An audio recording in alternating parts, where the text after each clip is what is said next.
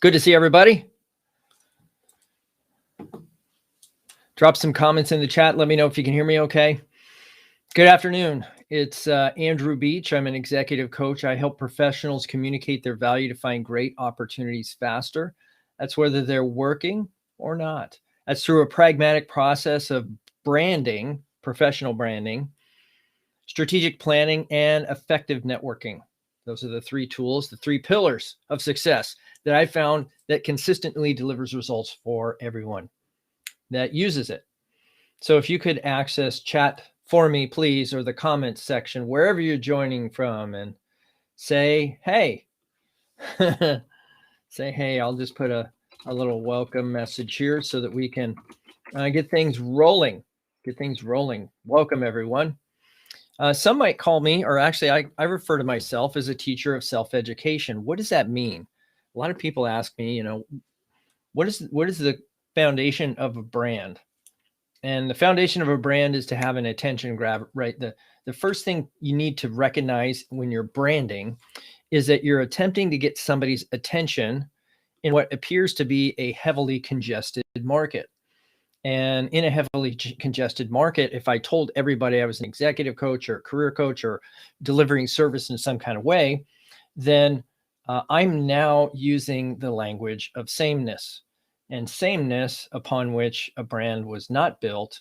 Therefore, I am a teacher of self-education. I help people learn more about themselves so that they can then articulate that to other people in a way that's palatable and memorable. And a lot of the people that I coach have found that extremely useful. So whether you're joining us today by LinkedIn, by Periscope, which is actually Twitter, Facebook, or YouTube, welcome. Just go ahead and let me know where you're joining from in the comments, and any questions that you might have regarding career, professional development, coaching, any questions that you have can be placed in that comment box, and I'll do my very best to answer every single question, because today is Career Happy Hour. Every Friday, 3 o'clock Pacific time, I show up here on this live stream to support you for free. And instead of me doing all the talking, I would like this certainly to be a good interaction, a positive experience for you by making it personal for you. Now, if you don't want to put your public question into the public comments, you don't have to. There's actually a link in the description that will bring you into the green room here, into the private chat, into the back end of this system. And you can put your anonymous question in the back end of the system. You don't have to put your name in there at all. And I will answer that question anonymously. Just say, hey, this is an anonymous question. If you would, please, here it is. And don't mention my name. then by all means, I'd be happy to do that. So the reason I'm, funny enough, wearing a Manzanita hoodie and showing you Manzanita in the background is, not too long ago, I went through an interview. Interestingly enough, there's occasions where even I, as a coach, consider different things. I always keep an open mind. And it was surprising to me that the hiring manager actually showed up to the interview wearing a hoodie. Now, I'm not going to judge or anything, but I think that sends a message to anyone that is interviewing with that hiring team that you're casual or cavalier or unconcerned about your image in front of a candidate. And that, to me, might not be sending the message that you want. So each time that you interact with a candidate, whether that's inside, outside the company, doesn't matter, you're sending a message, and you want that experience to be exceptional. How would you show up to that interaction? How would you treat that person? What is the outcome positive if that person is not going to be hired or brought on board that you want them taking into the marketplace after they leave your interaction? These are all questions I think a lot of organizations need to ask themselves. And then you as a candidate, if you're seeing these kind of things, it's a data point. It's something that you can capture and say, this is telling me something about this person, this company, or this particular team that may cause me some pause. If that's something that's an issue to me, it may or may not be. it may not be communicating anything. I might be reading more into it than is necessary, but it didn't impact the engagement in this particular case. It didn't impact the engagement of the conversations we had, but it's just the perception that that I had of that person is that they didn't care enough to actually show up in something other than a hoodie. And the funny thing is, I had a interview totally unrelated with another company, which, it's funny that I've even had that many interviews in the last few months because I haven't been in the marketplace looking for anything. And so these opportunities present themselves. And, as I keep telling people that I coach is when a door is opened, don't close it, walk through it. You walk through the doors that are open for you. Don't close them when they don't need to be. So I walked through this door, and lo and behold, this hiring manager was wearing like a ski vest and contacting me from a hotel room. All that was put to bed, but this pandemic has made me realize some things that even hiring teams are having are impacted, and nobody is experiencing the pandemic or this situation in the same way. Everybody's situation and experience is unique to them. And I need to have a little grace, even for the hiring teams that are put in positions where, if you had a well developed, well staffed talent acquisition function, that you wouldn't be relying on certain things to get business done, to get people on board, to make these things happen. But in that case, it was interesting how that didn't affect the interaction at all either. But when you go to an interview, you need to make sure that you really allocate some time to understand who you're meeting with, what is the nature of that conversation, because it may not be the conversation you anticipate it to be. And you need to be prepared for every contingency. That even in this particular case, I was told it was going to be a casual conversation just to discuss what the team is up to. This is with the hiring manager, the VP of the group. And that's not what happened. It was actually an interview, and this person had prepared very specific interview questions they wanted to ask me. And I did not anticipate that that's what that conversation was going to be. And so, some of and the funny thing is, we're often we're quick and ready to give advice, but not always are we willing to take our own advice. And so I can be the first to claim that this stuff is much easier to teach and to tell to other people, but much harder to actually execute on your own, even though you know what's right and what you should be doing. So that's where even someone like me can benefit from coaching. And I've benefited from a lot of great coaching in my time. And, I think everybody really should have a coach of some kind to either help them professionally or personally, or weight loss, or developing a skill, or trying to get into the what do you call it? The Baseball Hall of Fame. If you want to be a Hall of Famer in baseball, why would you not hire yourself a coach? I know there's a team coach and all that, but you may want to hire a coach just to help you with your swing dynamics, or your pitching release, or whatever. You may hire somebody on the side to do that. And so the best of the best in any profession likely are going to have a coach. So that's just a notification or a reminder, not only for you, but also for me. So if you are here and are here for the first time, welcome. Please, if you're okay with it and you want to connect with others, this is a community, by the way. This Career Happy Hour community is here to support each other.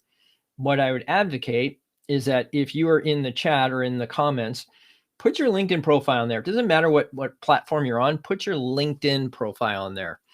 And here's why, because this is an opportunity for us to cross-pollinate. It's hard enough in today's world to build relationships in work from home, distance learning for kids and all that. It's really hard to build relationships. And what I'm advocating is, if you put your LinkedIn profile on there, you're saying, yes, contact me. Yes, I'm open to connection. And yes, I'll do my best to support you or in some way do what I can to help you achieve what it is you're trying to achieve by networking through this career happy hour community, which happens, by the way, every Friday, 3 o'clock Pacific time, at least as long as I'm alive and capable and doing these things. I will be here to support this community. So I hope you find that valuable. Now, often we'll also read through some of the news that LinkedIn puts out there, because I think it's fascinating. What they find valuable and what they're putting out there is something to certainly pay attention to, because that may be what's driving a lot of the membership on LinkedIn. And so that's a good thing.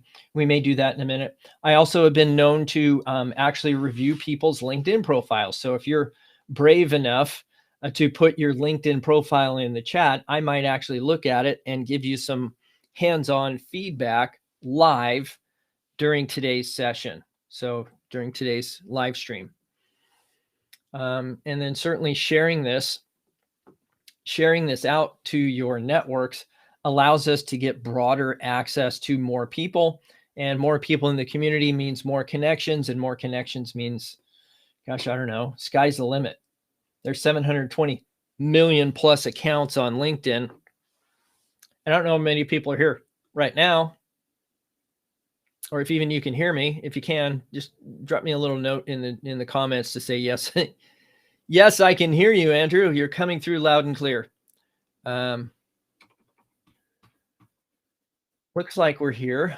We have three people on LinkedIn and one person, which is probably me, on YouTube, because you have to be present on YouTube to make that happen. So a total of 4 people. So if there's anything that we can do to expand the reach of this live stream, I'd appreciate that. So even if you're watching like the replay, you can certainly share it out. And if there's something of value you think someone else might want, then that would be a really, really interesting and helpful.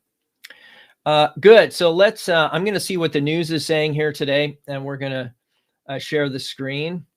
And maybe there's something here that I think would be interesting. Oh, here's one. Let's go ahead and share the screen, and we'll get this going on here.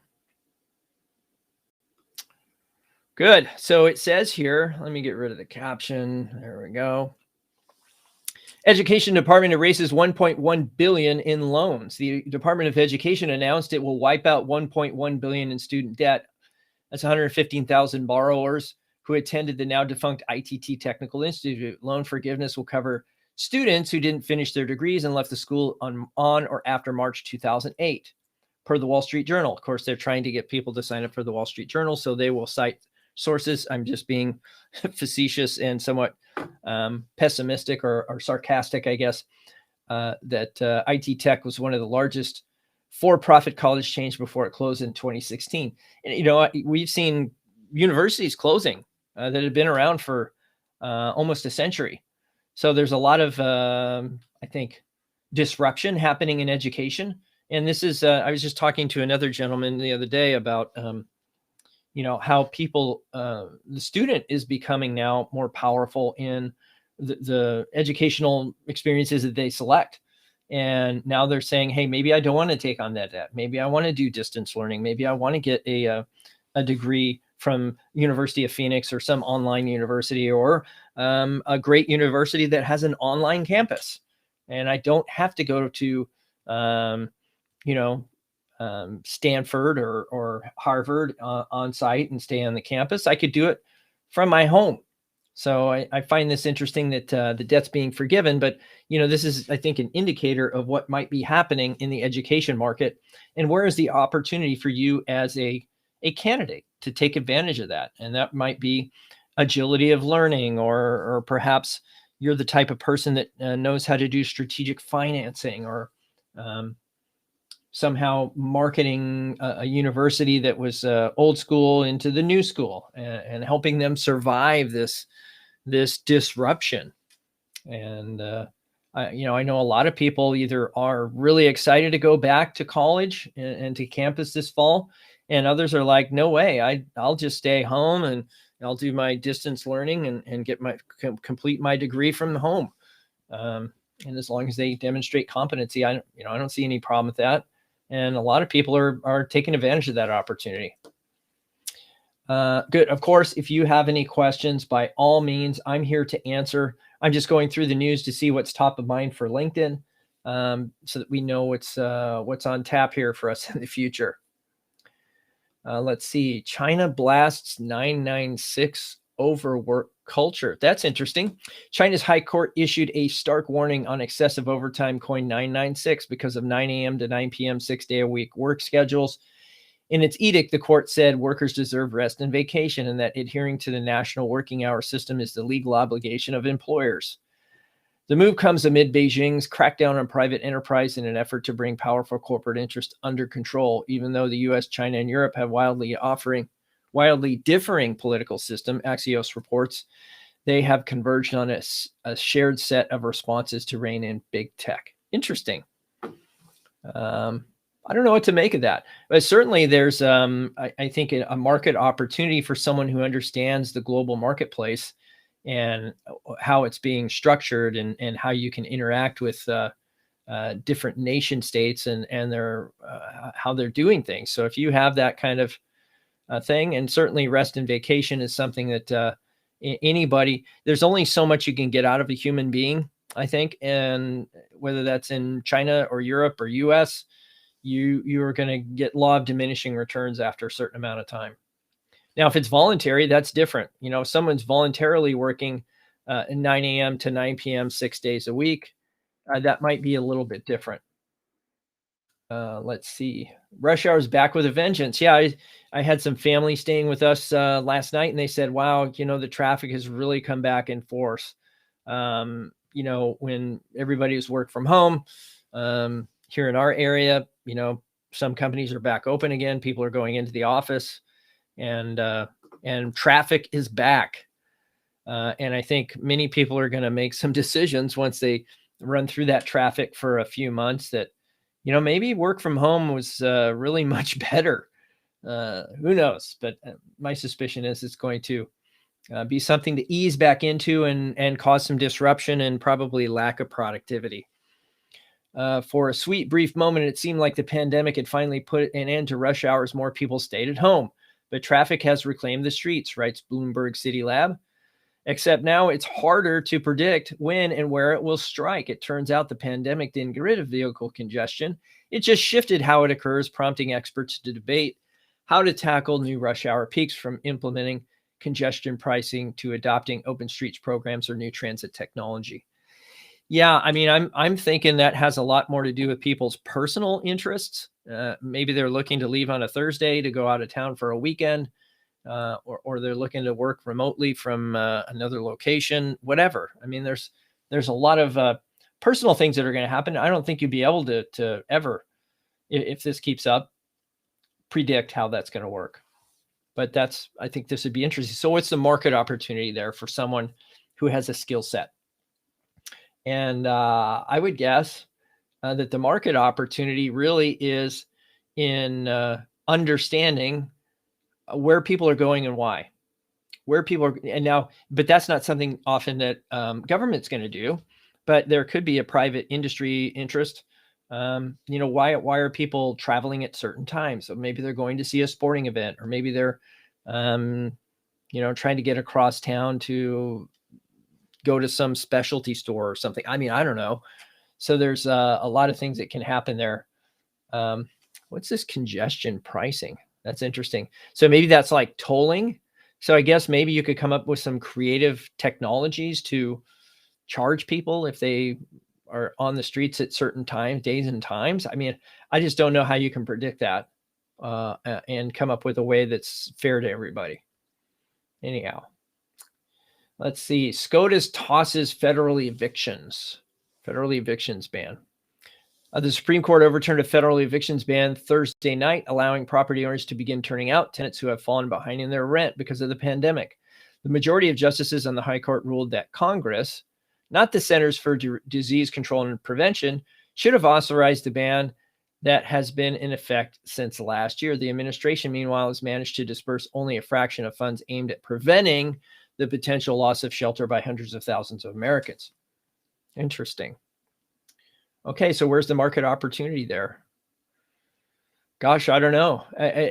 There's nothing there to me that sounds positive. It sounds to me like there's it's a lose-lose proposition because the owners aren't getting paid, so they're getting hosed and maybe falling behind on their mortgages if they have a debt service on there. And tenants may really truly be in a bad spot. Um, but I think it's gonna shake out and everything will be fine. But I don't know that there is a market opportunity here other than, there might be an opportunity to help your fellow man or woman, in this case, your fellow human being, actually interact with other resources to find shelter. And so this is an opportunity for us to give back in some way. Employers help save for a rainy day. What's this all about? Employers are leveling up in the battle for talent by adding emerging savings accounts to employee benefits program. Oh, that's interesting. Says more employers are offering such benefits after the pandemic exposed how unprepared many Americans are for financial emergencies. 37% of adults lack funds to cover a $400 emergency. Wow. 37% of adults lack funds to cover a $400 emergency. Yeah, I mean, there's lots of people been in that situation before. To encourage staff to set up accounts and better prepare for unexpected expenses, some employers are offering cash and other incentives. Yeah, I mean, so this is something to think about as an employer. This is giving you the opportunity to differentiate yourself and your employer brand by having some of these, I don't know if you'd call them unique benefits or fringe benefits or what have you. But according to a recent survey, 26% of employers offer an emergency account in their retirement plan, and 19% say they're likely to add them. Now, I know there's also, based on the last two articles we've read, that many organizations offer an EAP program, employee assistance program. Sometimes those benefits are facilitated through those kind of tools or resources. So you may take a look at that if your employer offers an employee assistance plan. Let's see. Focus on progress, not perfection. That's my mantra. I think that comes from Salesforce, right? Better and better, never best. Fill in the blank. Perfection is the enemy of blank. For many of us, the idea of perfection holds us back from being our authentic selves and accomplishing our goals. But what if we shifted our mindset around this idea? In a recent viral post, LinkedIn member Ash Rathrod shares he used to hate not being perfect until he realized perfect doesn't exist. It's not real, or at the very least, it's subjective. That's true. And so, this is another example here, and we see these every week where, if you write something that gets traction on LinkedIn, I mean, I'd be interested to see how many followers this guy has. Let's try again. I guess it won't let me go see. Let me see here. Let me see. I'm trying to get there. Hang tight, everybody. I'm just trying to get to this guy's profile. Where'd it go? It disappeared.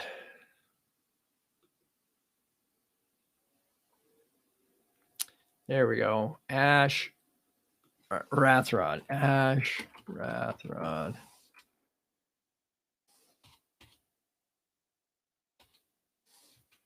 There we go.